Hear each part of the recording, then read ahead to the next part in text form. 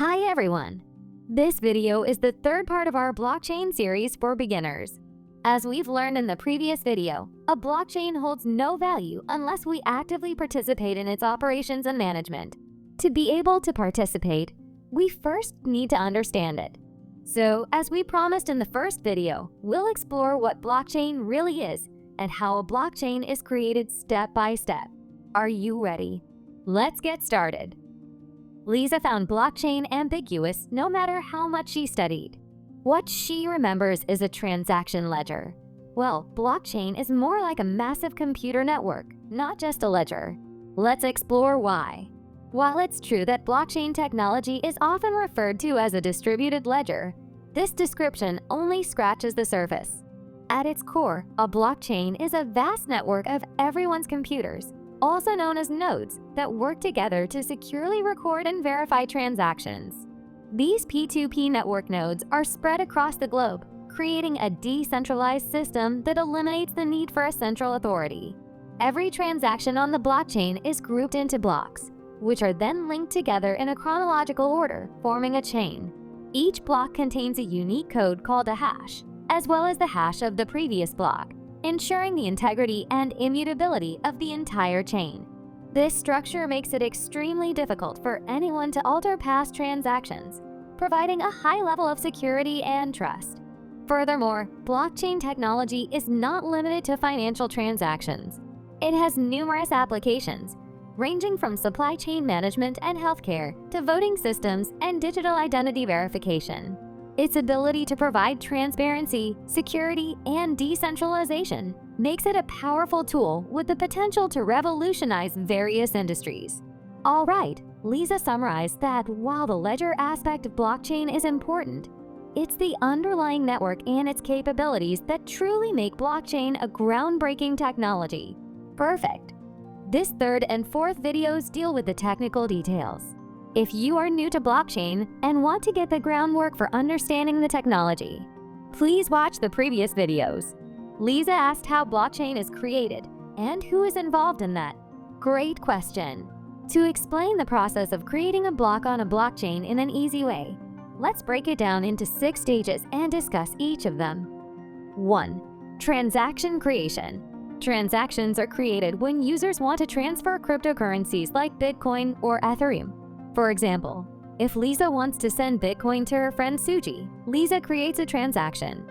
This transaction contains the information needed to transfer Bitcoin from Lisa's wallet to Suji's wallet. 2. Transaction broadcast. The created transaction is broadcasted to the network. Multiple nodes receive and verify it. During the verification process, each node checks the validity of the transaction, ensures it is not duplicated, and confirms that Lisa actually has the Bitcoin she wants to send. 3. Transaction pool, memory pool. Verified transactions are stored in a space called the transaction pool or memory pool. This is where miners pick up pending transactions to create new blocks. 4. Miners and mining pools. Miners select transactions from the pool to create new blocks. Many miners join forces to form a mining pool where they share the workload. Each miner collects selected transactions, creates a block, and attempts to add it to the blockchain. 5. Block creation and hash calculation. When a new block is created, it contains the hash of the previous block, the selected transactions, and a number called the nonce. The miner's goal is to find a hash for the block header that meets specific conditions.